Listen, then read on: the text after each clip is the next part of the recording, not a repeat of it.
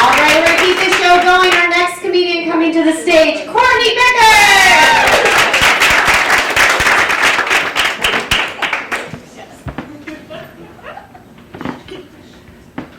Hi. Hi. Well, I always love arriving in crazy Manhattan from the relatively conservative Washington, D.C. The first thing I saw off the train was a guy walking toward me wearing a t-shirt that said, "We're looking for pussy." And I was like, oh my God, that is crazy. That is insane. Because we're looking for dick. I'm an online dater. So that man spoke to me. When you're online dating and you match, yay! You're quickly texting, exchanging formalities. Where do you work? Do you work? Not a deal breaker. And then suddenly you're sexting, which in my case is sitting unshowered on my couch in my sweats. This is where the thumbs have it and auto-sex correct takes over. Like this unfortunate and untimely end to a particularly steamy sex chain that I had that went out not as the intended "do me now," but instead as "done now." And if miracles of all miracles happen and you meet him enough times once to go home together, you face that "oh shit, he's age appropriate" realization, which means this condom thing is going to be a huge gamble. Let's face it, ladies, if you're dating age appropriate in your 40s, you've got exactly 6 seconds to rip off that foil, roll that sucker on that way. No, the other way? No, the first way? Or all that fake couch sexting was a total waste. Kudos to the condom companies, because they know they have a bad rap, literally and figuratively. So they've come up with awesome brand names that make the men who wear them feel really macho and give the ladies who sleep with them a bit of pride. Like this one I saw at Dwayne Reed called "It's So Huge, This Might Hurt." I love a good ad, like that one where the Brady's parents are talking to Marsha, who's a crazed motorcycle maniac. That sweet Marsha we know from the 70s. "Marsha," they say, "have a Snickers. You know you get grumpy when you're hungry." I'm like, who knew it was that easy to deal with crazed motorcycle maniacs? If only they had Snickers in Waco a few months ago. And maybe black people of America should go on a "Get a White Cup of Snickers" campaign. License, registration, Snickers. I also like this one I saw for an antidepressant. The first side effect listed was increased chance of death. That is marketing genius. Nothing brings me back to love more than death. I've decided that dating after 40 is resigning yourself to a life of beer goggling, which, FYI, came out in autocorrect as beer giggling. How many times do you find yourself putting on those rose-colored glasses, applying that beer goggler's philosophy, can't judge a book by its cover?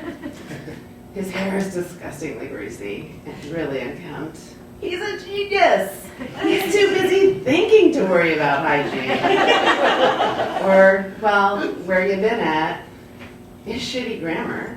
Hey, George Bush was no word whiz, and he was a 2-term president.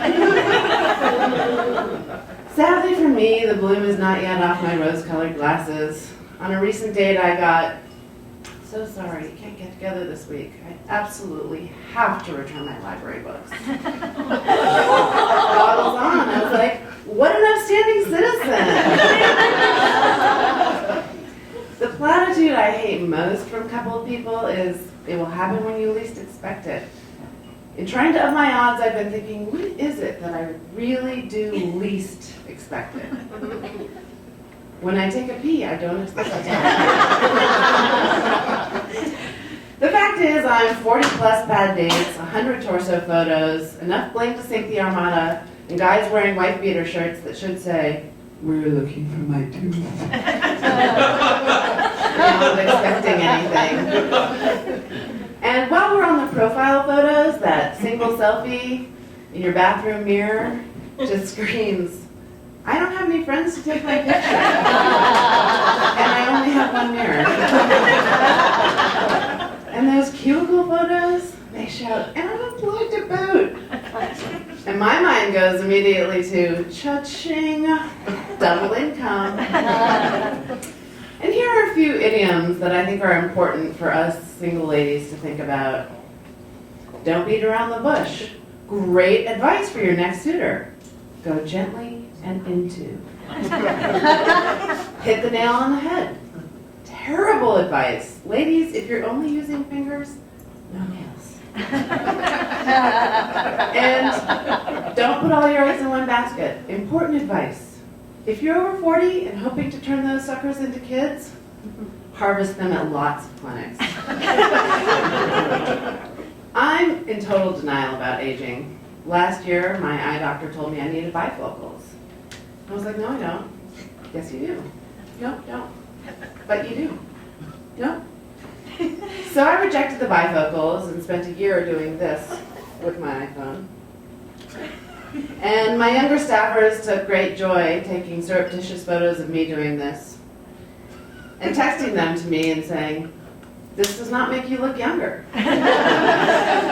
This is no cougar." So I caved.